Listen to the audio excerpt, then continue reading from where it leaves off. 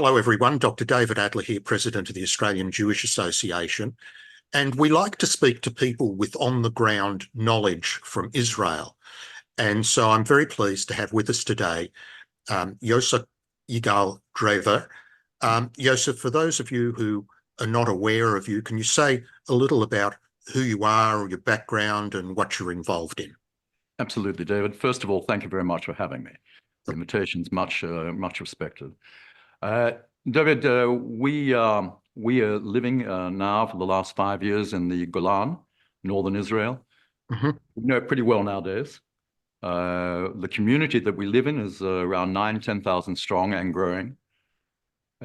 We have just now, in the last, really the last 9 months or so, started to have a complete and absolute growth of offensive behavior from the borders, sending missiles and rockets over directly even into where we live. But fortunately, we have been, in a sense, saved from having any destruction to structures, and no loss of life, no injuries, which we're very thankful for. No, none whatsoever. But we continuously have bushfires around the town when that takes off, and they go on for hours, and they're literally lapping at the houses on the edge. So and the constant noise of explosions going off and the sirens. So the people are under considerable stress, and yet it's extraordinary, their resilience, their commitment to their Zionism, to the land of Israel, to not in any way deserting the northern borders. If anything, they are digging in, and they encourage us all. In fact, we're encouraging each other. Having said that, of course, as I said, we know this is a problem that's not just isolated to the north, but the whole of Israel. But it's an existential problem that we're facing in the north, with the potential for it to, obviously, and many people know this already, but for the potential for it to explode into something way beyond what is happening now, to an all-out, full-on, conflict, which you literally could call a war, because in this case, that's exactly what it would be. The chances are, as we move into the latter part of the operation in Aalv, is that we are probably starting to seriously look at a time frame where we're going to make some sort of move north into Lebanon, and keeping an eye out, obviously, on the Syrian border as well, because it's like a flanking movement if you leave it alone completely. And so that's basically what we're basically looking at. Yes, we hear news that there has been a fair bit of evacuation from the Israeli communities, that they've had to almost become refugees within their own land, living in hotels in Tel Aviv, etc. How extensive is that? So it's very extensive. Kiryat Shmona, which is about 50 minutes drive from where we are, has been hit severely. And it wasn't long after October 7 where they started to have an evacuation of the population. And now it's a ghost town except for our military that are there. But it is a target, even though it's empty. The shops, the housing, the schools, they're all empty of people. Even though that's taken place, the Lebanese side of the border, Hezbollah, continues to send missiles and rockets over to try and level the town completely. Our people are looking to come home. They want to go back. We have at least 100,000 that are now, at least 100,000 have been women, because it's not just Kiryat Shmona. All the other settlements and that are around in the periphery of that area, they have been evacuated as well. They're under the same threat. And so these people have been living in, yes, as you say, hotels in Tel Aviv and in other places. While it might be nice to think you can get room service for about a couple of days, but quite frankly, after 9 months, they want to go back to their schools. The children need to get back together. We have to have a viable, society. And you can't have a viable society when you're living out of a suitcase. We saw this with Gush Katif many years ago. Those people suffered greatly. And now we're seeing it again. Our people suffering greatly under this existential problem. I'll ask you about the existential problem more in a moment. Yes. Just to complete the description of the North, Yes. We hear that it is largely agricultural based, wine and fruits and Yeah. such. Is that a fair assessment? It is a fair assessment. We have also a lot of high tech going on nowadays. There's a lot of that coming in. So Right. it's not just isolated to the old agricultural, scenario, but not far from where I live. In fact, probably around about a 5-minute drive, and I can drive right into to one of our best wineries in Israel. And I was, in fact, having a bottle of it last night, and I enjoyed it so much. It reminded me of home, and it made me miss it very much. So we that sort of thing, yes. And in fact, when you look at industry around where we are, and again, I told you it's around about 10,000 people, not only do we have a winery there, and one of the best in Israel, but we also have a brewery, and we also have a whiskey distillery, Right. with another one looking to develop there. Okay, give it a plug. What's the name? What The distillery. the whiskey? The whiskey is Golan, the Golani Golan. whiskey. Okay, fantastic. And if you had it with a test, a blind test against that and a Scotch, I think it'd be very difficult finding which one was which. Very high quality, as is with the wines and the beers. But then they're on the other side, and we have a few after some rockets have gone over and enjoy it very much. But the agriculture side, yes, is still extremely strong there. Okay. Well, let's get on to some of the more serious things. Yes, please. I mean, we've heard from media reports that the real fear of people in the north is not the occasional rocket, threatening though that is, because the Israeli defense system is pretty good, but the possibility of an October 7 type attack, that there could be an infiltration. What do you know about that? Are the suspicion of tunnels that Hezbollah has dug, and is that a serious threat? It is an extremely serious threat, and one that is now starting to, come into reality. It's not something down the future track. It's very, very close to see that happening. Tunnels, we all hear about them. Excuse me.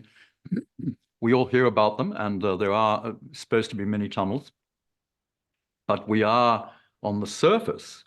We expect to see some sort of ground offensive, right? Which will be supported by ballistic missiles, rockets, much more sophisticated than anything that's been going on in Gaza. So we're talking about upping the ante considerably. And also they have 150,000, basically, I think as well, men under arms, let alone hundreds of thousands or so missiles. It's also the fact that we're dealing with an enemy that has no, in a sense, moral measurement of what they do. I mean, they have nothing would stop them from being, mounting an offensive as soon as they're given the okay. They actually seem to as though they thrive on that sort of thing. And so it's a very difficult enemy to fight, who has no thought about negotiation, has no thought, of even their own survival to a degree. Yeah, well, we hear that that's very difficult. We hear that Israel is moving a lot of heavy equipment north, tanks and personnel carriers and IDF and such. And a couple of countries have already ordered their citizens out of Lebanon. Yes. So your assessment is that a ground offensive is, imminent. It appears that is the state of mind in Israel, and only our leaders know exactly when, how, why, what. But what's coming out of Yerushalayim is that there is a very serious decision about to be made, which we may then preempt any attack upon us by us actually going into Lebanon, which actually is what we have to do. And by the way, that is the only way. Yeah. You cannot. One of our problems, and it's been in Gaza for all these months, is, and it actually goes against the grain of Israeli military thinking, is containment. We have all of a sudden become a bit like America. And in fact, that's where we're getting it from, in all due respect to America, but is that we have a policy of containment. Now, containment you can't win. You couldn't win Vietnam, you couldn't win Afghanistan or Iraq by containment. But now it's being imposed on us, and that's why we have so much trouble with it being dragged out in Gaza. If we're going to really fight, not a political victory, but a military victory. We are going to have to discard containment and, yes, negotiate with the Americans in regards to weaponry, etc. But it's not going to change public opinion worldwide if we do it or we don't do it. They are already against us. So that's not a consideration as I see it. It's not a propaganda war in regards to that. We're talking about something that's actually very deliberate. Yes, we believe that's what's about to take place. When you said the word preempt, it's actually something that we've been discussing, and maybe there's a lesson out of the Six-Day War. And Absolutely. the way that began was massive preemptive strike against the Egyptian Air Force, wiping most of it out. Yes. So it sounds as if you're thinking along the same lines, that Israel really needs to sometime bite the bullet and do something like that. Absolutely. It's the only effective way to actually defeat the enemy.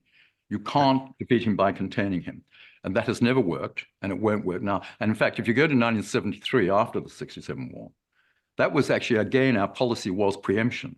But at that point in time, when we had become a little more attached to America, we were told and warned, whatever you do, as you were well aware, whatever you do, do not preempt, as you did in 67. You must take the first punch.